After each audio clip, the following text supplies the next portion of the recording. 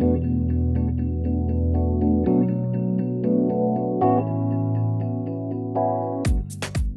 I'm Jeremy Allaire, and welcome to The Money Movement, a show where we explore the issues and ideas driving this brave new world of digital currency and blockchains.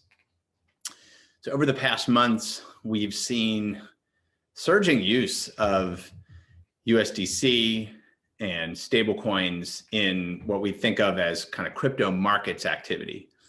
But we've also seen rapidly increasing use in a variety of different international payments and settlement use cases. More and more businesses who are realizing the benefits of digital currency as a payment and settlement medium. And USDC in particular is noteworthy in its use in those international activities. Dollars settle most of the world's trade transactions today, and businesses that conduct trade and conduct commerce and have partners or suppliers or employees or others that are around the world are finding that stablecoins are a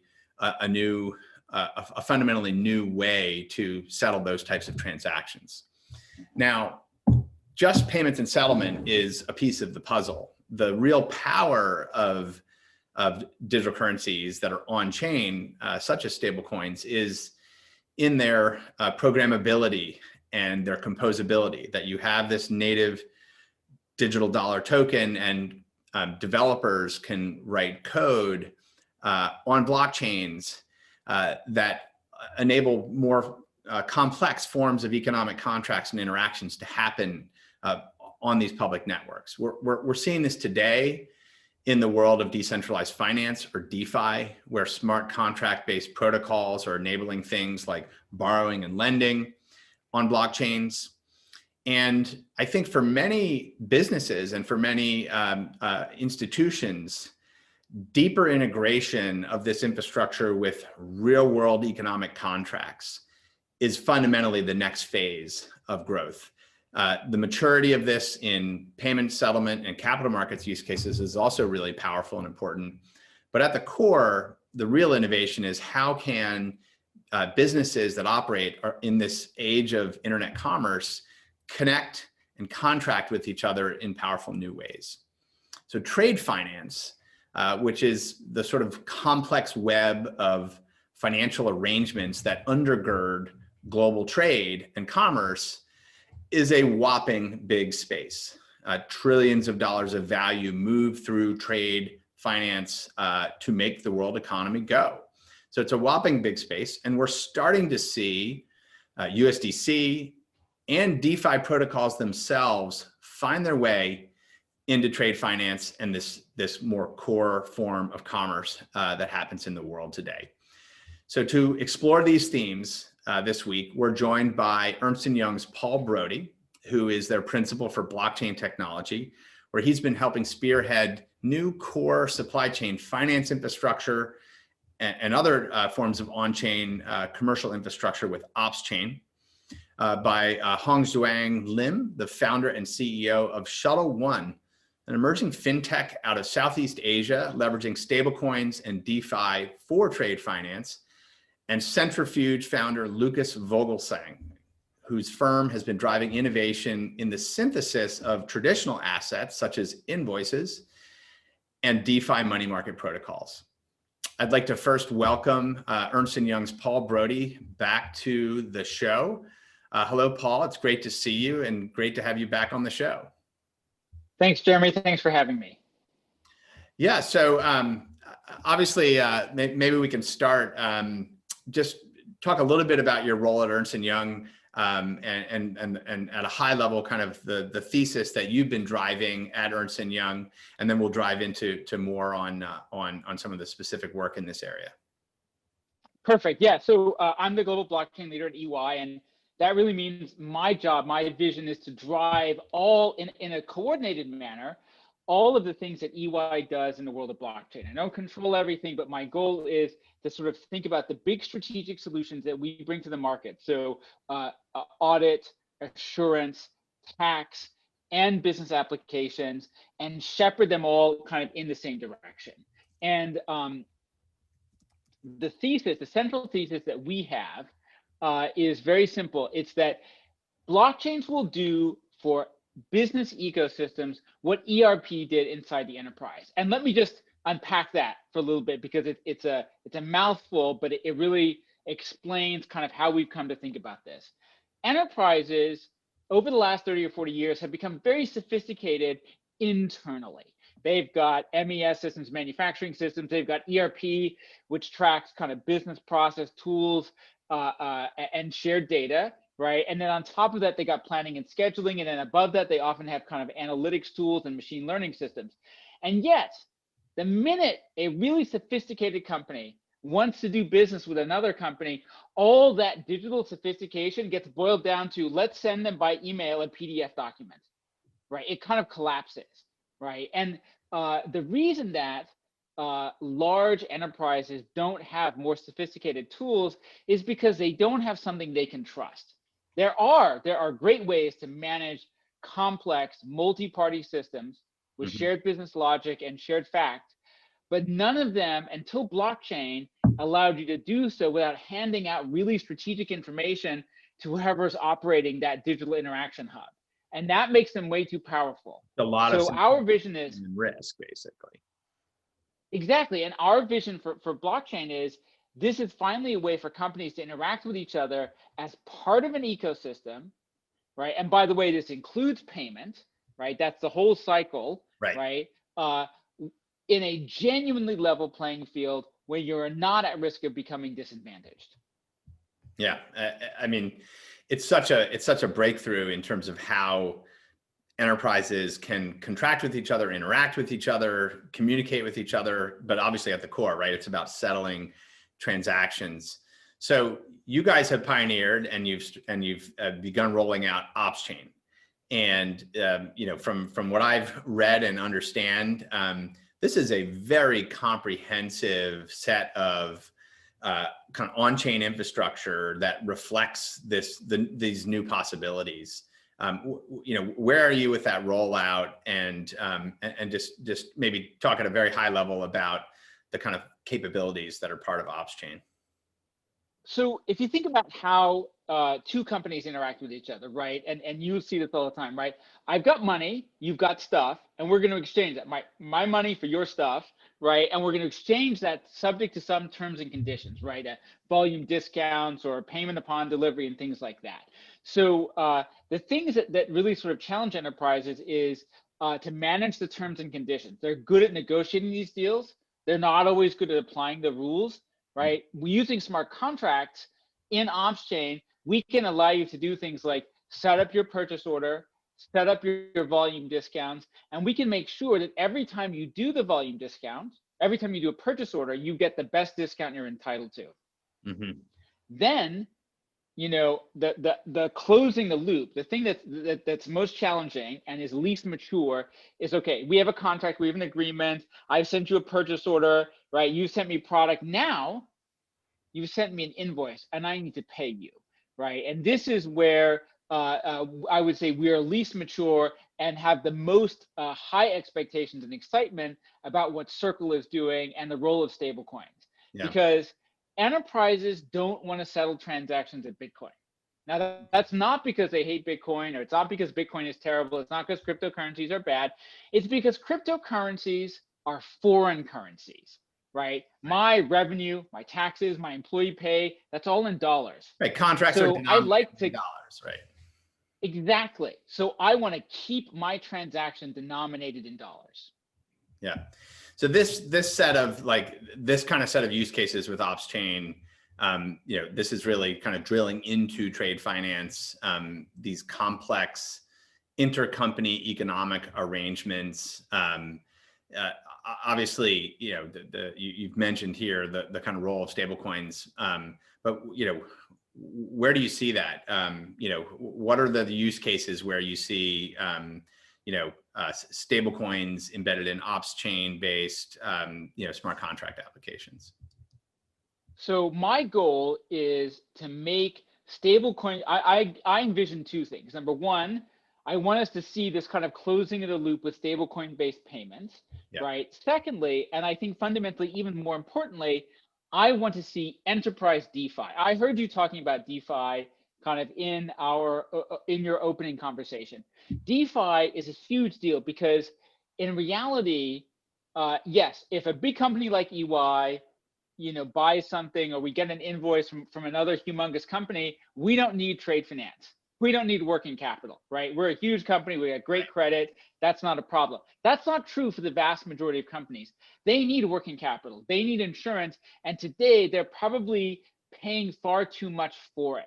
So I believe the thing that gets me really excited is properly programmable, privacy-enabled DeFi for enterprises. That's what I want to see with dollar stablecoins or euro stablecoins, yen stablecoins, all of those things. It's like decentralized invoice capital markets that exist on chain that every business can participate in a seamless way around the world.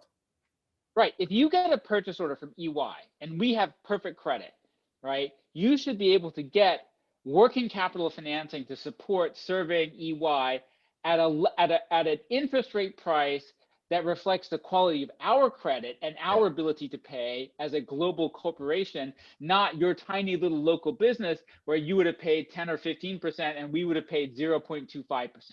Right. So kind of this is sort of technically becoming the building blocks are sort of becoming possible today. And there's obviously a lot of experimentation. You're rolling out, significant things. Blockchain infrastructure itself improving very, very fast. Layer 1 and DeFi implementations. If you had to imagine 2 to 3 years in the future, maybe just through the lens of what you're building at E&Y, what do you envision? I mean, obviously you've given us a little bit of color on some of the things that you envision, but what do you see happening with enterprises themselves adopting this and adopting stablecoins on chain and these economic contracts?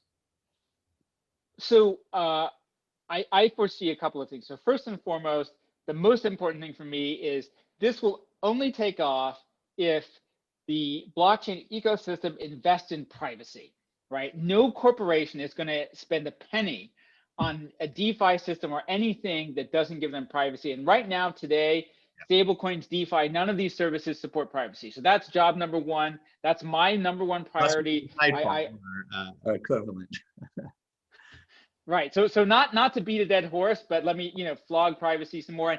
And there's a lot of privacy challenges to work out because if I issue a purchase order from E&Y, right, I want you to be able to get credit against that purchase order, but I don't want you necessarily to tell everybody that you have a PO from EY, right? Or for the amount. So we need to find a way to do credit rating and other things under privacy in that environment. So that's one piece of this.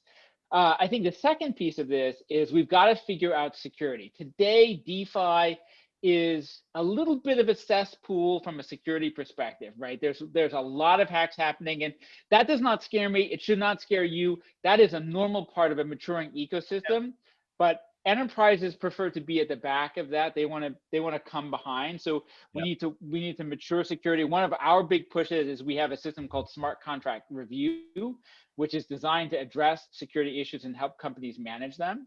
Yeah. And then I think the third thing is I believe there's a sweet spot where enterprises will start, and it's direct materials procurement at the business network level.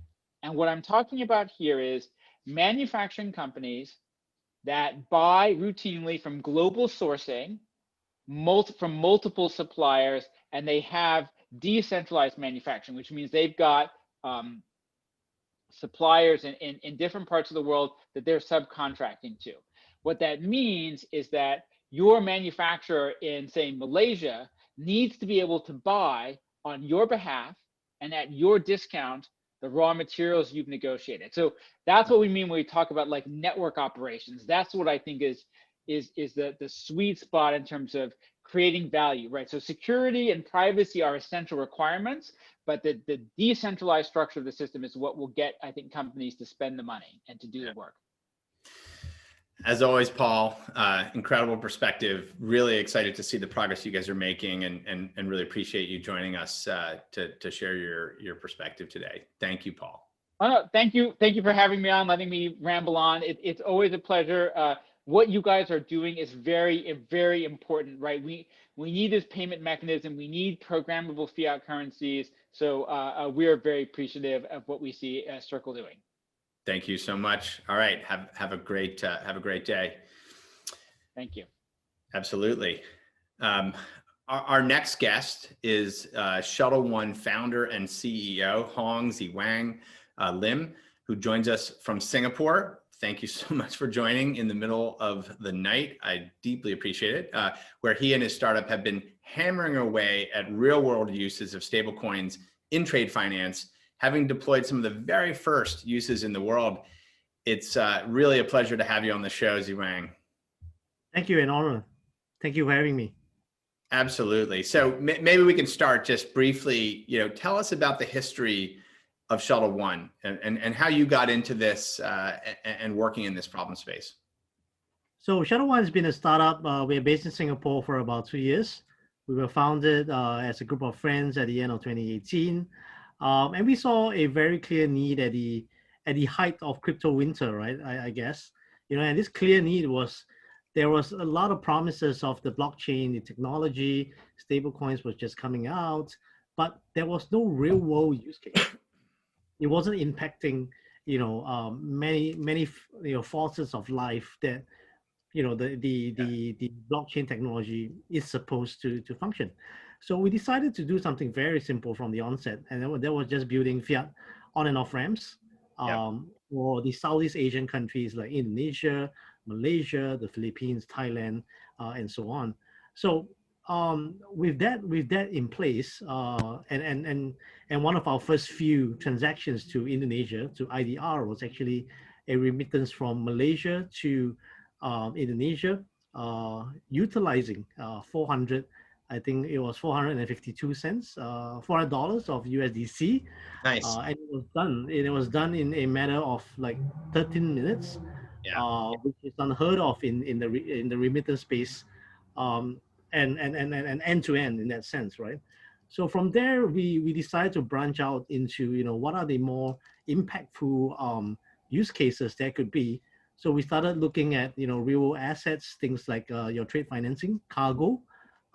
We were fortunate enough to work with some of the government entities around the region that supports global supply chains. We work with ports now, and programmable money such as the stable coins, USDC, for example. We are able to capture off-chain data, so things like your port data, things like your risk management data, bring them on-chain and interact with a virtual currency like USDC to make certain disbursement for trade finance and make the financial services seamless and very straightforward in that sense. Yeah, it's very, very, very cool. And I know you've been at the sort of cutting edge of this. Maybe just walk through like an end-to-end use case for stablecoins in these trade use cases tied to the kind of ports and shipping activity. Like get maybe very, very specific about like an end-to-end use case. Absolutely. And maybe since we are in the COVID-19 pandemic, I'll bring up an example. Awesome. That I'm very proud of. So one of these things that came along in the months of April, May, June till now, actually, especially during the early onset of the pandemic, a lot of these small and medium-sized enterprises. I mean, Paul mentioned earlier on that corporations, no problem with credit, everybody's going to fund them. But the SMEs, right, the small and medium-sized businesses, cash flow financing is a lifeline. And before the pandemic, we're already having big issues with such SME financing in that sense. So at the early stages of the pandemic, when people are trying to secure masks, gloves, PPEs, especially from maybe China or production houses like Indonesia or Thailand, right? And when they fall below the credit line, that's always an issue. So we had many instances from April where the merchants are able to take a loan on the blockchain, on the internet, if I may, pay their suppliers, which they instruct the smart contracts, right? Which is all powered by infrastructure of smart contracts, who they want to pay, say in China or in Thailand, for example. and the supplier gets paid, they secure their supplies, all right? And because we work with some of the biggest ports around in Southeast Asia, they are able to arrange for logistics, and move these supplies and in quick fashion in that sense, which maintains certain business continuity. And this is important, for SMEs, for their communities where they serve. We serve a lot of merchants who are in rural areas of Indonesia, for example, right? And these things cannot be late. Some of these supplies cannot stop. And, being efficient in, financing, being efficient because of in payments, does make a big difference during this period of time. That's pretty powerful. So you're using, essentially, I don't know if it's truly oracleized, like port data to communicate the sort of movement of goods, provide underwriting based on that, provide credit in the form of stable coins to provide forward capital to kind of move goods to the next phase.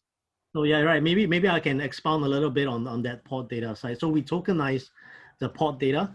We have a process innovation that ties the on-chain risk management to the off-chain processes risk management. And with these two combined, and with the efficiency of stablecoins and digital assets, that creates, stability in this whole trade. And when I mean stability, it actually reduces the level of trust that is needed, maybe without the blockchain technologies, without programmable money in that sense, all right? And it allows the trade to be more straightforward and efficient. So that's how we are doing, capturing data that is operational data, tokenizing those data, and making sure that the risks involved are well mitigated. That's awesome. So as you sort of look out and what you're building, you're obviously implementing processes and using technologies that are new, both in trade and commerce and in the financial system. What are the barriers that you see, especially within the Southeast Asia market? What are the barriers that you see to this having much wider or broader adoption?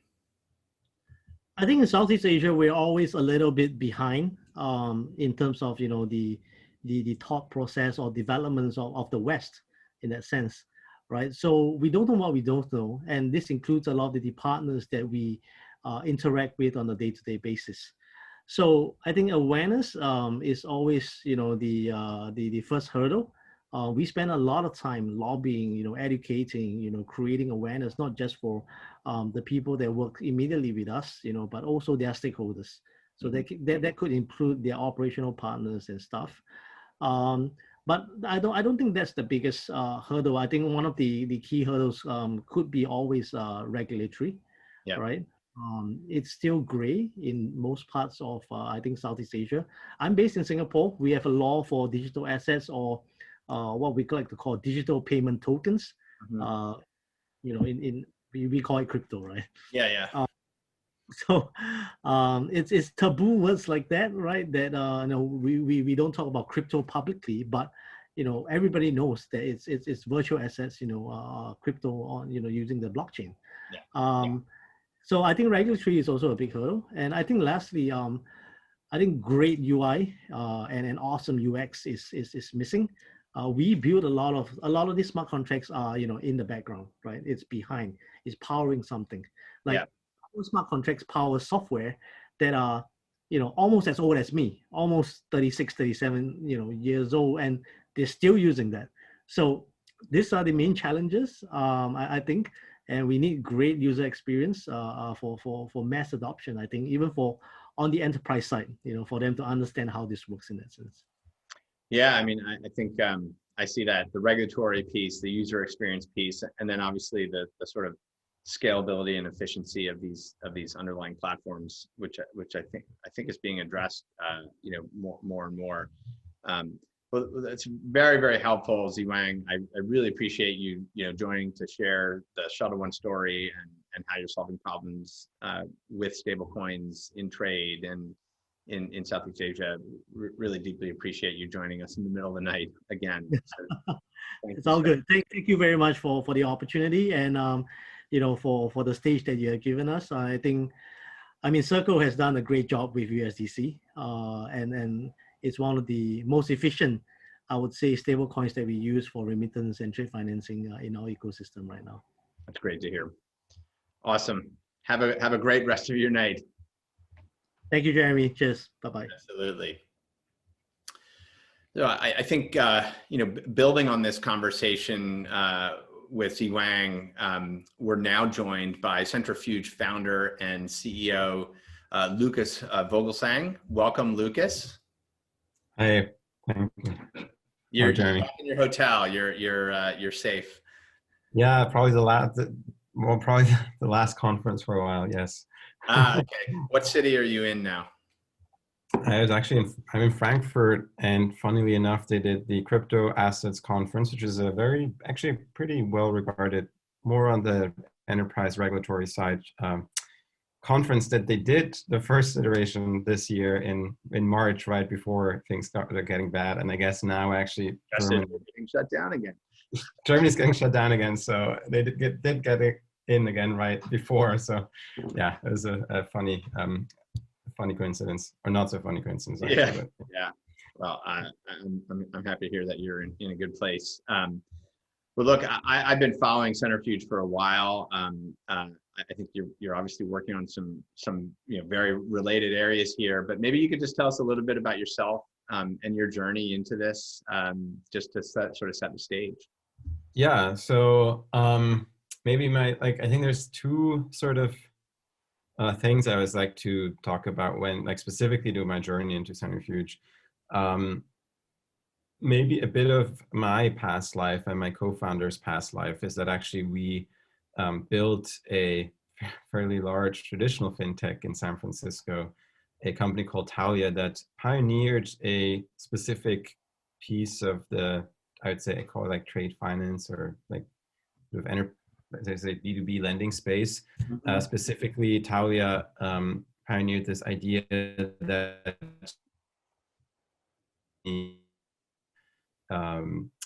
financing opportunities, your entire supply chain by working together with a bank, getting a line of credit from them, and then offering that, giving an alternative to these companies to going to what traditionally are very complicated and expensive factoring businesses. Mm-hmm. And so Thalia, to date, I think they're averaging financing around 30 billion a year, originating 30 billion in loans, and are doing that for 150 of the global 2,000 companies. And so maybe just super quickly, for example, Toyota is one of their customers. Toyota offers some of their smallest and some of their largest suppliers a chance to get an early payment at the click of a button, and that using either Toyota's own cash or third-party cash to do this. And so this is where we came from. So we got to know the B2B banking and finance world really well, and we saw what it looked like both for the largest and the smallest businesses in the world. And based on that, actually, so then 2007, end of 2017, beginning 2018, we started sitting back together at a table, figuring out, okay, what would the next iteration of Thalia be? What would the next fintech be? If we were to talk about blockchain and crypto, think, okay, how could this technology be adopted? And at the time, I think DeFi became a maybe somewhat common word in half a year later or even later. But really, it was Maker was a thing, Dharma protocol was sort of just coming up, I think. There's about half a dozen projects that were exactly. DeFi. Yeah. There was the concept. But when was Circle actually founded? We were actually founded in 2013. Okay, good. So you guys were actually, I don't remember when I first heard about you, but yeah, I mean, it was a small space. We were thinking of, okay, how do we find a way that actually real businesses, the ones that we knew, that ones that we worked with, that had huge need for capital, could actually access the liquidity that existed in blockchain. And what Paul Brody said earlier on, businesses don't want to pay for invoices in Bitcoin, obviously very true. So we started thinking about working with using stable coins to finance loans.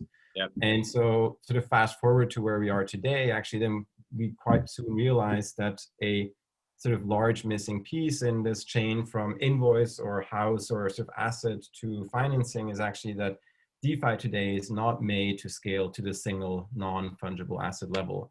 Mm-hmm. And so these assets they have an independent due date that you can't really cut them up. You can bundle them, but like it's by a themselves. specific thing. It's like an invoice from a company. It's there's one of those. Yeah. So we were actually some of the first people to think of, oh, NFTs are the thing to use for representing real world assets. But then exactly, invoice NFT, which is sort of, we pushed that out as a sort of first experiment in 2018. But the problem was actually DeFi, while everyone loves to use NFTs and think of how to do them, the governance and sort of the scalability is not there to do that for individual invoices. And so we started building a securitization layer on top of that. So having a way that you can bundle these invoices, pool them, and have investors invest in these pools, getting a blended return, getting sort of a diversified portfolio. And now this much more liquid, larger asset class is actually what you can interface with an Aave, for example, or a MakerDAO. And so that's what the product is that we're building now with Tinlake, like allowing real world assets, trade finance with a large focus, but also others to be financed using DeFi liquidity settled in stablecoins. It's extremely cool. So this sort of intersection of, quote unquote, real world assets using DeFi mechanisms like liquidity pools, even AMMs on liquidity pools of these NFT based real world assets, stablecoin settlement, right? It sort of creates decentralized markets for, essentially decentralized money markets for these externalized, forms of assets. Yeah. So that's awesome. It's very, very interesting. How are people using it? Like, what are some of the first use cases that you're seeing? Yeah, so we've been live with sort of the first version of Tinlake since May. We actually just last week launched the second major iteration. Technically, it's version 3 because we did some of the very earliest transactions with our really first version together with the Maker Foundation back in summer last year. And so the first iteration we launched, the second iteration we launched on mainnet public product release in May. And sort of the usage has been still very small. It's very super early, but I can just name a few. For example, Console Freight is a freight forwarder technology company. They manage, they're building tools to allow freight forwarders and buyers to coordinate delivery of goods, sort of settle these shipping transactions. So they have invoices, they have data, they have customer relationships, and these businesses, like almost every other business in the world, do have a need for capital. And a lot of times, like, working capital is a thing that they would like to use as a source to get liquidity when they need it. And so Console Freight's in the ideal position to offer that service. And instead of building out this finance product using a bank line of credit or some credit hedge fund as a source of capital, they were visionary enough and sort of believed in crypto and DeFi enough that they said, actually, if I can tap into the liquidity in DeFi, in the long run, I'll be able to have a source of capital that isn't just one source of capital where I depend on one bank and I'm subject to whatever the system is they have, whatever the underwriting criteria, the slowness of the process, but actually I can offer my credit, my debt to whoever is interested. And so that could be a MakerDAO, that could be money markets, that could be you and me that just want to have exposure to this asset class. And so that's the vision for these users, is to get this like super flexible, dynamic line of credit, essentially, like use DeFi as their line of credit to start originating these loans. And so Console Freight, as an example, they finance over 100 loans. I think they did around 700,000 DAI in originations. So they're using DAI to settle these loans. And they've sort of done this, I think, in 3 pools so far. And they've now just last week we're also one of our early, actually the first ones on the new release that we just released, and sort of started a revolving pool that has now grown to 300 DAI in size. So they have around $300,000 in money that they're originating, growing that over time. And so that's that's what's maybe a quick summary of what's been happening in the last month. That's awesome. That's I mean, connecting the dots to like really making this happen for people is really exciting. I mean, obviously, like we can see where this is sort of headed at a high level, but you know, as this grows, like, you know, who stands to benefit the most from this, and who stands to lose the most from this, assuming this gets to scale in the coming years?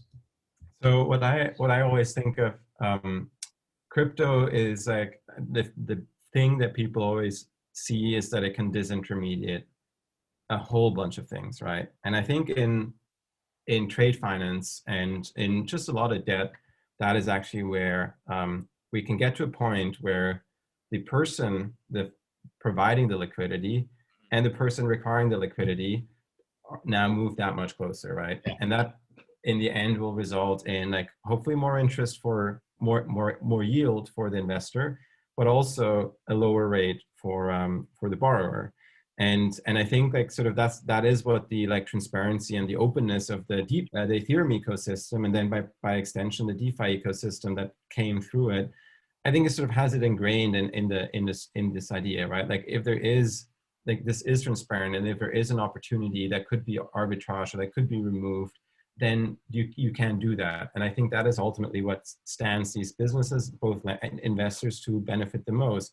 The ones that I think will be ultimately left behind are the large institutions today that are not willing to really optimize their process, right? The companies that today are happy to pay half or charge 0.5% for a bond that Google issues, but at the same time say a small business needs to pay 15% APR on their trade finance assets. The credit risk is not 30 times more. So the reason this discrepancy is here as well, because its scale, inefficiency of process, right? This concept, I use this a lot. Like, you know, the internet is incredible at building these multi-sided marketplaces, multi-sided platforms that allow like a very, very long tail of participants to get involved very, very efficiently. Whether that's like, I'm a tennis instructor and I'm going to bid on ads, and I'm going to find the right person through AdWords, like this auction marketplace, or obviously the original example of eBay, but like marketplace platforms let the long tail participants have the same level of reach, the same level of access as the biggest, right? And we haven't had like platform marketplaces on the internet in financial markets. And what blockchain does, and you know, DeFi and decentralized markets, right, is it creates that level playing field, right? And it makes it efficient even at that small business scale to participate in debt markets, whatever they might be, in a way that, you know, in a human intermediated world where you've got, you know, loan officers looking at, you know, books and records and so on, it's just it's just not feasible economically. Yeah, exactly. I mean, I think that's really what's happening. I mean, I think the reason why is, right, that, I mean, maybe you could say peer-to-peer lending and then crowdfunding were some of the technological or like more like product inventions that started breaking down these barriers of like large institutional banks. But really still there's like so much red tape around that it hasn't done it hasn't been the 10x improvement, where I agree with you. Crypto DeFi is the place where we now see that actually this could enable this marketplace for financial assets. Yeah. We hope and pray. Now, in all seriousness, it's sort of happening with an incredible pace. You know, there are barriers, obviously. Like there's all. I mean, we're both entrepreneurs. We're trying to build this, and we're running up against the inertia of the existing institutional frameworks, the existing regulatory frameworks, you know, all this kind of stuff. What do you see as like when you think about the biggest barriers that are in the way for what you're doing? What do you see? I think so. I mean, I need to make sure that I don't start just complaining about fiat on and off ramp costs.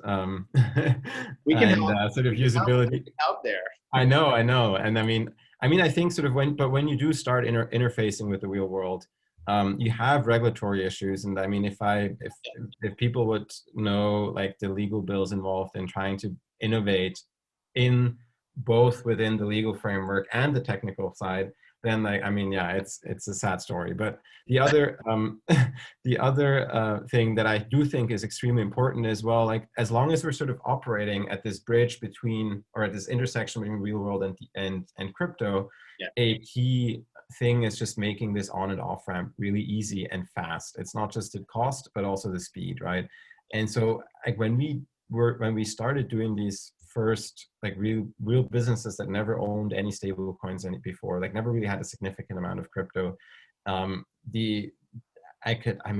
was looking at, okay, like how do we solve this problem for our users where like they pay upwards of like 0.5% for buying their crypto, and sort of then how do they keep them safe, and all that, right? And so I mean for a small business, yeah, I dream of a time where actually I can have a bank account, and whether my money is in crypto or whether I write a check somewhere or send a wire, it doesn't matter, right? And I can do both from the same balance, because as soon as I have to think of my money being in crypto or out of crypto, it's a hassle. It's like, actually, like I have this problem that now suddenly I have a liquidity crunch on one side or the other, and that's I think we're moving inevitably to a digital currency first treasury operation kind of world, right? Where it'll probably start with SMEs. It's not going to start with Ford Motor Company or BMW, right? It's going to start with SMEs who go, I want to keep my working capital in stable coins. I'm going to participate in yield. I'm going to have like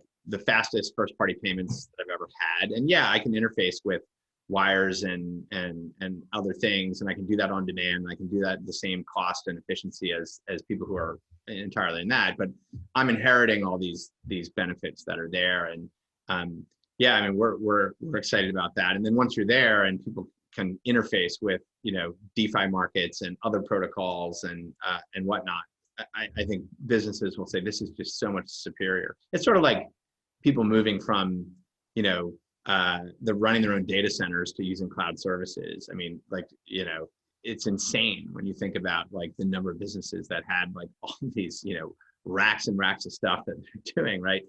And so everyone's pretty much cloud first if you're, in most businesses now, right? So it seems like we're inevitably headed there. But it is a barrier. It is definitely a barrier, and that's one we're working very, very hard to knock down. I guess like looking out a little bit, what does mainstream adoption look like in this, in broader global commerce in the next like 2 to 3 years from your perspective? So I think, and this is maybe also like a learning of the three-ish years or more now that I've been in crypto, is that just sort of thinking of the user, we went with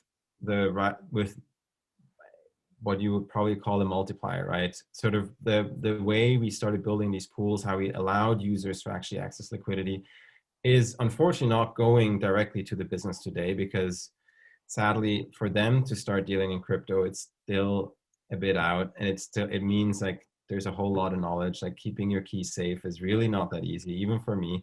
Right. And as a software engineer doing this thing every day, I'm nervous every time I do something bigger, right? And so the sort of the early adopters that I think are interested in this stuff and see it and understand it and have the long-term focus are fintechs. And that's why I think sort of I call Console Freight a fintech. And I think those are the businesses that can take actually this opportunity, think already about money as a technology that they use, or sort of interface that directly with technology. And so those I think are going to be the ones that start adopting this stuff first. And so for us, they're the multipliers that actually do make sure that the loans originated in DeFi end up as US dollars on the business's bank account that needs it.